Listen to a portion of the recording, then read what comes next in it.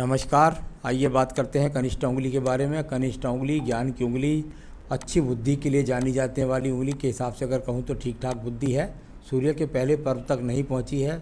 जल्दबाजी से आपको अपने जीवन में हमेशा बचना है। वर्तमान की स्थिति में यहाँ पर आपका जो है अर्थ का पर्व, तीसरा पर्व, वो भी यहाँ पर कुल मिलाकर के प्रभावित है। साथ ही साथ व्यावहारिक पर्व भी प्रभावित है, यानी कि अपने व्यवहार पर आपको संतुलन रखना है, क्योंकि आर्थिक स्थितियाँ इस समय आपको डवाडोल करे हुए हैं।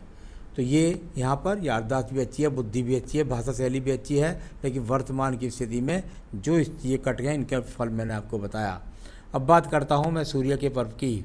सूर्य का पर्व उंगली, और सूर्य की उंगली पर यदि मैं देखता हूँ तो ये पर अच्छे प्रतिष्ठित परिवार से मजबूत उंगली है, अंगूठी नीचे से मोटी है। साथ ही साथ यदि मैं देखता हूँ तो इसका भी आर्थिक पर्व मजबूत नहीं है, यानी कुल मिलाकर वर्तमान में सम्मान के से संघर्ष हो रहा है, आर्थिक स्थितियों के से संघर्ष हो रहा है, और इसमें अति जल्दीबाजी में क्रोध आने के कारण या अति जल्दबाजी करने के कारण कोई भी किसी प्रकार की मुसीबत मोल ना ले।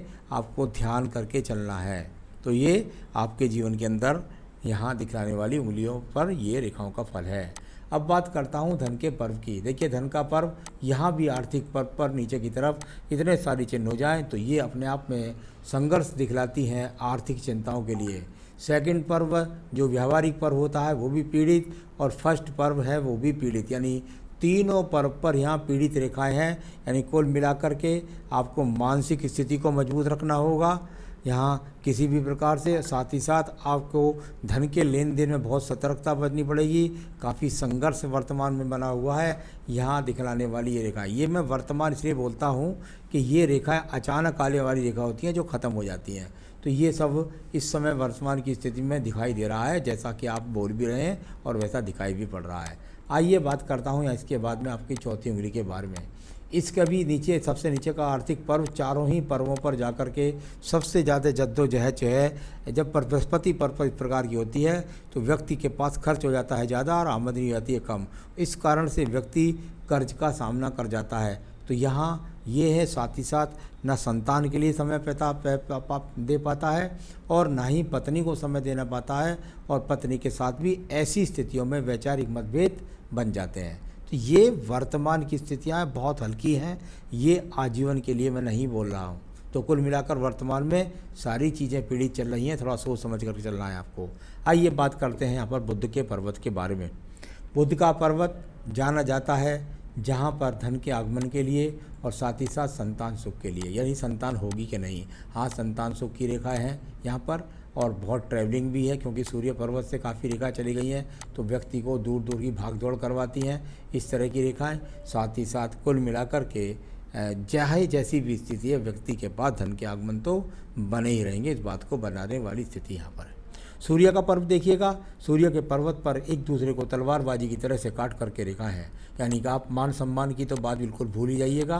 कुल मिलाकर जिस क्षेत्र में करें वहाँ मान सम्मान मिलता ही नहीं है व्यक्ति को, और बहुत भाग दौड़ करने के बाद भी व्यक्ति को फल नहीं मिलते हैं। राज्य सरकार का सेक्टर से कोई लाभ नहीं मिलेगा, प्राइवेट सेक्टर वाले भी बहुत परेशान करेंगे। ऐसी स्थितियों को दिखलाने वाला आपका सूर्य पर्व भी यहाँ पर विराजमान है। वर्तमान की स्थिति पर शनि पर्व को भी देखिएगा, कितनी सारी माइनस रेखाओं ने यहाँ पर काटा हुआ है, यानी कुल मिलाकर के वर्तमान में आपका भाग्य यहाँ कहीं भी साथ नहीं दे रहा। जब माइनस मार्किंग रेखा काटने लगे तो समझिएगा कि भाग्य कुल मिलाकर पग पग पर व्यक्ति की परीक्षा लेता है। तो ऐसी स्थिति को दिखलाने वाला भाग्य वर्तमान में आपका साथ नहीं दे रहा, सिर्फ कर्म आपका साथ दे रहा है। ये रेखाएं भी स्थायी रेखा के रूप में नहीं है, यानी ये भी बदल जाएंगी आपके आने वाले समय में। अब बात करता हूँ मैं यहाँ पर सीधा सीधा बृहस्पति के पर्व की। बृहस्पति का पर्व यहाँ जाना जाता है मकान के सुख के लिए। ब्रैकेट्स बन रहे हैं, या तो पारिवारिक मकान बनेगा या स्वयं मकान बना पाएंगे, तो उस प्रकार की स्थितियों को दिखलाने वाली यहाँ स्थिति। कुल मिलाकर के संतान सुख, पत्नी सुख भी मिलेगा। तो ये आपकी इस पर्वत का फल है। अब बात करता हूँ मैं हृदय रेखाओं के बारे में। हृदय रेखा और यहाँ पर डॉटिस के रूप में कुछ हल्की हल्की रेखाएं ऊपर नीचे कोट कर काट रही हैं, और कुल मिलाकर बृहस्पति पर्व की तरफ चली गई। यानी कि एक जो ऊपर की तरफ मैंने बात कही थी कि पत्नी के साथ वैचारिक मतभेद है, तो वो वर्तमान की स्थिति से चल रहे होंगे। आगे पूरे जीवन की बात करें तो वो स्थितियां यहाँ पर मजबूती के साथ नज़र नहीं आती। तो ऐसा इन रेखाओं के द्वारा आप जान सकते हैं। अब बात करते हैं हृदय की बात। हृदय में कोई रोग नहीं है किसी भी प्रकार से, मन से आप अच्छे व्यक्ति हैं। मंगल रेखाओं की बात करता हूँ। मंगल पर्वत पर यहाँ पर सर्जरी जैसे चिन्ह, हमारे यहाँ सर्जरी के चिन्ह होता है, एक ब्रैकेट्स जैसा बन करके एक दूसरे को रेखाएं काट दें तो उसको हम सर्जरी चिन्ह बोलते हैं। जब सर्जरी चिन्ह की बात होती है तो व्यक्ति अपने स्थान पर शांति के साथ में नहीं बैठ सकता है, मन बहुत बेचैन है। यहाँ पर दिखलाने वाली ये रेखाएं संघर्ष कर रहे हैं, संघर्ष का फल 0 मिल रहा है अभी मंगल पर्वत पर। अब बात करता हूँ मैं बुद्धि रेखा के बारे में। बुद्धि रेखा और यहाँ से चली इस तरीके से, और इसमें बीच बीच में जाकर के ये रेखाओं का संबंध भी है। यानी कुल मिलाकर जब ये रेखाएं जाकर इस प्रकार से जाती हैं और मस्तिष्क रेखा से गुजरती हैं तो व्यक्ति भाग दौड़ भी कर रहा है, फल नहीं मिल रहा। व्यक्ति धन की तरफ देख रही है, मस्तिष्क रेखा में से एक शाखा, अब मन धन के लिए उतावलित है लेकिन स्थिति धन की नहीं बन पा रही है। तो ऐसी स्थितियाँ आपकी बुद्धि रेखा, लेकिन बुद्धि रेखा बैलेंस में है। द्वितीय मंगल पर्वत भी बहुत पीड़ित लग रहा है। अगर द्वितीय मंगल पर्वत इतना पीड़ित होता है तो झगड़े से, झंझट से, मुकदमों से, जल्दबाजी में चोट फेंट से बचना चाहिए। तो ऐसी स्थितियां यहाँ मंगल पर्वत पर अच्छी नहीं दिखलाई पड़ती हैं। सावधान रहिएगा, किसी भी मसले में न फंस जाए, कभी झगड़े झंझट को मुकदमे में परिवर्तन कर लें, या थाने दीवाने का सामना हो जाए, या जल्दबाजी में कहीं टक्कर खा जाए, कोई चोट खा जाए। इस तरह की स्थितियाँ मंगल पर्वत पर अच्छी नहीं हैं। चंद्र पर्वत की स्थिति बहुत ज़्यादा ख़राब है। यानी वर्तमान में इतनी ज़्यादा टेंशन के आप शिकार हैं कि अगर अवसाद भी हो जाए, अवसाद भी किसी डिप्रेशन के डॉक्टर तक भी पहुंच जाए तो कोई बड़ी बात नहीं है। कोई यहाँ पर विदेश यात्रा की यात्राएं की जैसी स्थिति नहीं है, लेकिन बहुत टेंशन के दौर से इस समय आप गुजर रहे हैं। ये चंद्र पर्वत बहुत पीड़ित अवस्था में है, यानी मन से बहुत, आप दिमाग से बहुत टेंशन के अंदर हैं। चलिए अब मैं बताऊं व्यापारिक रेखाओं के बारे में। कहीं से ये व्यापारिक रेखाएं आपके हाथ के अंदर सपोर्ट नहीं कर रही हैं। यानी कहूँ तो कुल मिलाकर के यहाँ कोई विशेष सपोर्ट रूप से शुक्र पर से देखने वाली रेखाएं संसाधनों को देखना चाहते हैं, संसाधन पाना चाहते हैं, और यहाँ थोड़ी थोड़ी रेखा पत्नी के तरफ से भी सपोर्ट कर रही हैं, हल्की हल्की रेखाएं। यानी पत्नी तो अपनी तरफ से प्रयास करने के लिए तैयार है और छोटा मोटा सपोर्ट भी आपको करती है। तो कुल मिलाकर के ये बहुत अच्छी स्थिति नहीं पड़ी, जो बहुत संघर्ष के लिए यहाँ पर रेखाएं दिखलाई पड़ती हैं, केतु से लेकर के और आपकी भाग्य रेखा तक सब। तो व्यापार के अंदर कहीं ना घुसें। अब बात करता हूँ मैं भाग्य रेखा के बारे में।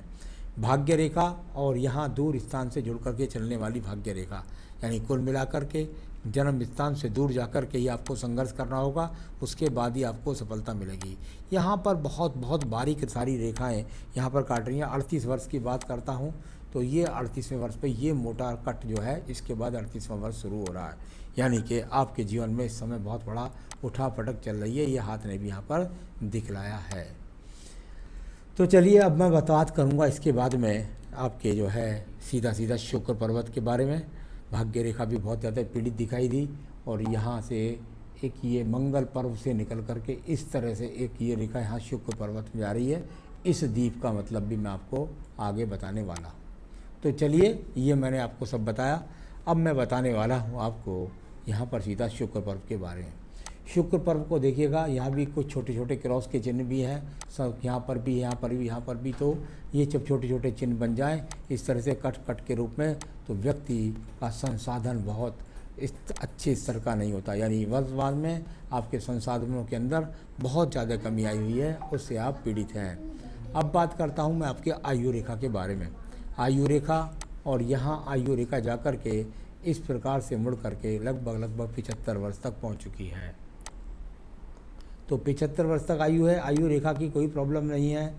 यहाँ पर इस द्वीप का मतलब मैं आपको बता के चलता हूँ साथ के साथ। देखिए ये द्वीप है आपके आयु रेखा के अंदर, बहुत हल्का है। मैं ऐसा भगवान नहीं हूँ जो इतनी बड़ी भविष्यवाणी कर दूँ और किसी को डरा कर रख दूँ। यहाँ यदि मैं इसको देखता हूँ तो आपकी इस आयु के फैक्टर से लेकर और इस द्वीप का प्रभाव आपके जीवन में लगभग 54 से 56 वर्ष तक है। यानी ये वो द्वीप है जो जीवन में बहुत सारी परीक्षाएं आपके लेने को तैयार है। यानी 56 वर्ष तक काफ़ी कुछ परीक्षाएं, काफ़ी कुछ संघर्ष आपको दिलाएगा यहाँ ये दीप ने इसमें कहा। क्या ये दीप हमेशा रहता है? मैंने देखा है कि पूजा पाठ करने के बाद में बहुत सारे हाथों से ये दीप हट जाता है, तो उसके अच्छे फल हो जाते हैं। तो कुल मिलाकर के यहाँ एक थोड़ा सा यहाँ सर्जरी चिन्ह भी है ऊपर, जहाँ आप इस समय चल रहे हैं, यानी कि संघर्ष को दिखलाने वाली यहाँ इस तरह से काट करके, तो ये भी अपने आप में बहुत स्थिति ठीक नहीं लगती। कुल मिलाकर पूरे हाथ के अंदर बहुत बेचैनी, बहुत भाग दौड़, बहुत संघर्ष, बहुत कर्ज, बहुत अच्छी कमाई ना होना, खर्चा ज़्यादा होना, ऐसी स्थितियाँ पूरे हाथ के अंदर बनी हुई हैं। अब मैं बात कर लेता हूँ इसके बाद आपके सवालों की। आपने मुझसे पूछा है कर्ज से बहुत ज़्यादा परेशान हूँ पिछले 4 साल से, और कब तक कर्ज मुक्ति का संयोग है। जब आप मुझसे इस बात को कहते हैं तो मैं इतना ही कह सकता हूँ कि अभी नहीं, 2021 के बाद में कुछ स्थितियाँ आपके कब्जे में होंगी। कुछ स्थितियाँ का मतलब होता है शायद हो सकता है उस समय कुछ उतारने की स्थिति 2021 के बाद से आपकी बन जाए, ऐसा हाथ से चमकता है। तो ये इस तरह की स्थिति है जो 2021 के बाद धीरे धीरे चलेगी और बहुत लंबे समय तक चलेगी। अभी जो हाथ में रेखा है, मुझे इतना अधिकार नहीं है कि मैं 4 से 5 साल के बारे में के बाद से ज़्यादा आगे तक बोल करके किसी को डरा सकूं, ये मैं आपको बार बार बता रहा हूं। लेकिन वर्तमान की स्थितियां बहुत मजबूत नहीं हैं, धीरे धीरे आप पढ़ेंगे 2021 के बाद। अभी 1 साल और भी इंतजार करना पड़ेगा। आपने कहा विशेष रूप से धन करोड़पति बनने का क्या संयोग है। ये कोई बहुत बड़ी बात नहीं है। आजकल तो किसी का मकान भी हो जाए तो व्यक्ति करोड़पति हो जाता है। मैं ये हाथ कोई ऐसा नहीं समझता कि ये व्यक्ति कोई किसी को से के आगे हाथ फैलाने वाला है। इसके जीवन के अंदर संघर्ष ज़रूर है, ये मैं मानता हूँ। और निश्चित रूप से क्यों नहीं बनेंगे करोड़पति, मैं तो सिर्फ 4 साल तक का ही बोल रहा हूँ, इससे आगे तक का मैं नहीं बोल रहा। तो चलिए आगे बात करता हूँ। बिजनेस करना उचित रहेगा और किस फील्ड में बेटर रहेगा। वर्तमान की स्थिति में मैं कहूँगा कि बिल्कुल भी ऐसा काम ना करें कि आप व्यापार करें। पहले तो मैं व्यापार के पक्ष में ही नहीं हूँ किसी भी तरह से, क्योंकि मुझे कहीं से कहीं तक ना कनिष्ठ अंगुली पे भी देखता हूँ एक हल्का सा स्पॉट काला मिलता है और भी स्थिति हाथ के अंदर नहीं दिखाई देती। तो मैं तो कहूँगा, लेकिन अगर कहीं आपको ऐसा मौका मिल जाता है और किसी अच्छी फर्म की ट्रेडिंग के रूप में, कपड़े की फर्म में, अगर आप कपड़े से संबंधित कोई मिल हो, फर्म हो, उसमें कोई आपको अगर ट्रेडिंग से संबंधित काम मिल जाता है कि दूसरे का काम लो और उस पर कमीशन पर बेच आओ, तो ऐसा आप कर सकते हैं। लेकिन फिर भी मैं आपको सलाह दूंगा कि आप नौकरी की तरफ ही ज़्यादा ध्यान अपना रखें। तो भाग्योदय कब और किस फील्ड में, अभी 4 साल आपके जीवन में बहुत संघर्ष है। आगे के लिए मैं ज़्यादा बताना नहीं चाहता, क्योंकि अभी बहुत सारी रेखाएँ आपके हाथ के अंदर और उठापटक के रूप में आएंगी।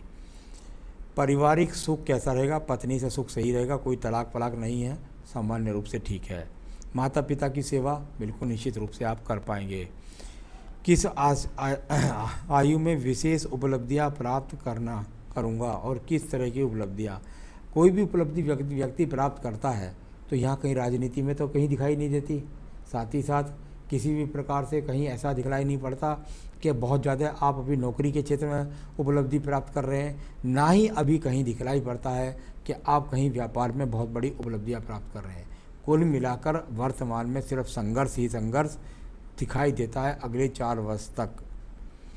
और कितनी प्रॉपर्टी कर पाऊंगा, अभी तो मैंने कहा 4 साल तक संघर्ष करिए, उसके बाद प्रॉपर्टी की बात होगी। बुढ़ापा की बात है वो बहुत बाद की बात है, अभी तो हाथ के अंदर बुढ़ापा सुरक्षित दिखता है। तो इतना आगे तक का बता करके किसी को डराना मेरा उद्देश्य नहीं रहता। मैंने तो जो बात थी आपको बताई है हस्तरेखाओं के द्वारा। हाँ, मेरे पास तो बस एक कार्ड है जिसको मैं बता सकता हूँ कि ये कर लीजिए, इस उपाय के द्वारा अपने आप को सुरक्षित कर लीजिए। क्या करना है, सिर्फ आपको सिर्फ और सिर्फ बंधनों से काटने वाला एक ही मात्र उपाय है। आप रोज़ाना अपनी पूजा के अंदर हनुमान अष्टक पढ़ें, बजरंग बाण पढ़ें, हनुमान चालीसा पढ़ें, कि बस बजरंग बली के पीछे पड़ जाइए। मंगलवार का प्रसाद बांटिए आप जो है जा कर के, और सीधा एक बेहतरीन सा पुखरा यदि पहने तो पहन सकते हैं तो इसमें पहन लीजिए। आप चाहें तो मैं अभी आपके स्थान पर आपको सैंपल दिखाकर पहुंचा सकता हूं। तो इतना करना है, कोई घबराने की बात नहीं है। जीवन उतार चढ़ाव के लिए होता है। आप सिर्फ और सिर्फ जो पूजा मैंने बताई है उसको करिए, फिर देखिए कितनी सारी रेखाएं आपके हाथ के अंदर नई उदय होकर के आ जाएंगी और आपका जीवन बढ़िया हो जाएगा। तो बस इतना करें, जीवन में सुखी रहें, यही मेरी शुभकामनाएं। नमस्कार।